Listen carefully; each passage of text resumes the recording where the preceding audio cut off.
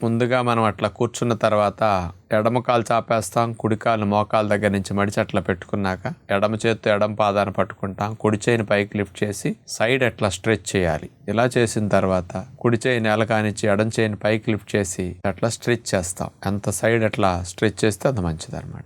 మళ్ళీ వచ్చి Janu శీర్షాసనంలో side stretch. ఇట్లా 2-3 సార్లు రిపీట్ చేస్తాం. ఇట్లా 3 సార్లు అయిన తర్వాత కాళ్ళు మార్చుకోవాలి. ఈసారి కుడి కాలు చాపేస్తాం, ఎడం కాలు మడిచి జాను శీర్షాసనం చేసి ఇట్లా సైడ్ స్ట్రెచ్ చేస్తాం. తర్వాత కాళ్ళ మీద నుంచుని ఎడమ చేయి నేల కానిచ్చి పైకి లేచి లిఫ్ట్ చేస్తాం. అట్లా సైడ్ స్ట్రెచ్ సేమ్ రిపీట్ చేయాలి.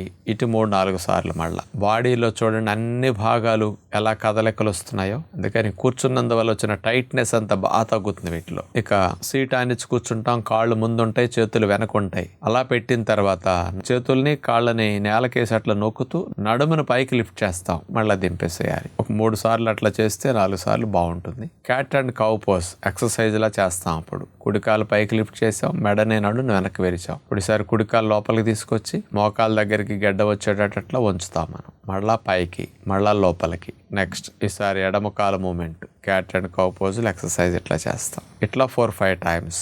ఆ తర్వాత వజ్రాసనంలో కూర్చుని కుడి చేయి వెనక్కి పెట్టేస్తాం, గోమోకాసనంలో పెట్టినట్టు. ఎడమ చేతితో కుడి మోక చేతిని పట్టుకుని అట్లా సైడ్కి లాగాలి. ఆ షోల్డర్ జాయింట్ స్టిఫ్నెస్ బాగా తగ్గుతుంది అనమాట. ఈసారి కుడి చేయి అట్లా మడిచేసి ఎడం చేత్తో లాక్కోవాలి. అలాగే వజ్రాసనంలో కూర్చుని సీటు వెనకాల 2 చేతులను అట్లా లాక్ చేసేస్తాం.